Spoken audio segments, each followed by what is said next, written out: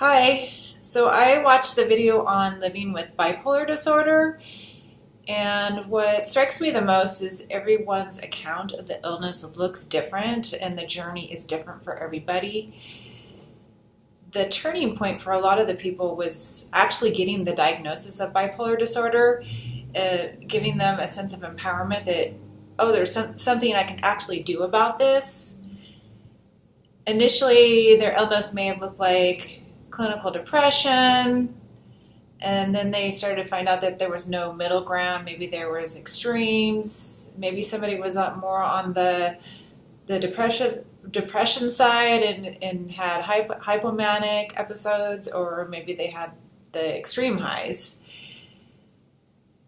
But I think the turning point was when they actually got the diagnosis, and the impact of the illness was the stigma. Maybe the employer wasn't sympathetic. Maybe they had to leave a job and had challenges finding other work when they find out that they had a mental illness. Maybe the people around them didn't know how to react to them and saw their illness rather than the person. So the stigma is still very present with bipolar disorder.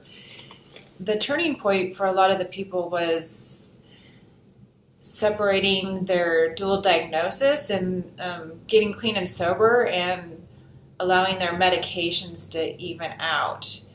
And the medications for people with bipolar it's a different mix for everyone. It's an underactivity of the neurotransmitters when they're depressed, or overactivity when they're in a manic. And understanding this is like a biological component was helpful. It's like taking insulin for a diabetic. Realizing that they needed help, that it's not something that they could do on their own.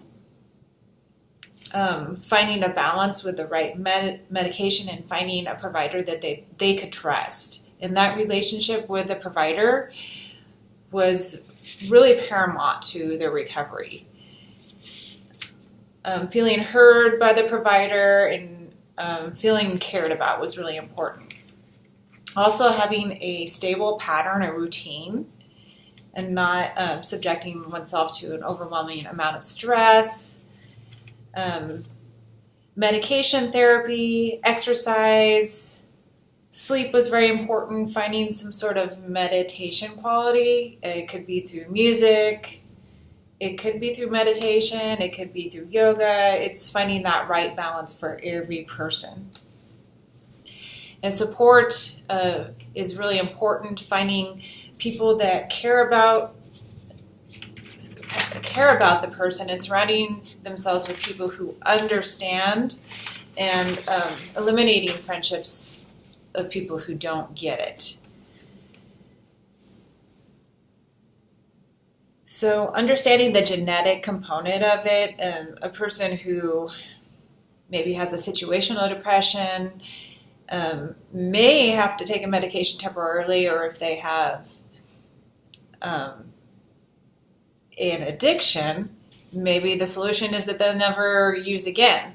So understanding that there's a difference between the genetic component, that this is something that they're going to manage for the rest of their life.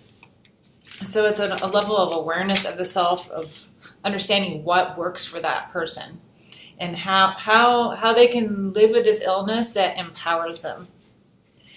The biggest takeaway is that people can recover. They can live successful lives. They can go to school. They can work. But this may look different for everybody. And the other piece of it, that there is always hope. No matter where you are, there is a recovery. And for someone who's newly diagnosed, it's important for them to know that this feeling will pass. This cycle will pass. However, there is no magic pill. This is something that will have to be managed and treated. And treatment is manageable. So it maybe not used to be, it probably wasn't that way in the past, so there has been a lot more that we do know about it. And so the biggest takeaway is that this illness can be managed. Thank you for your time.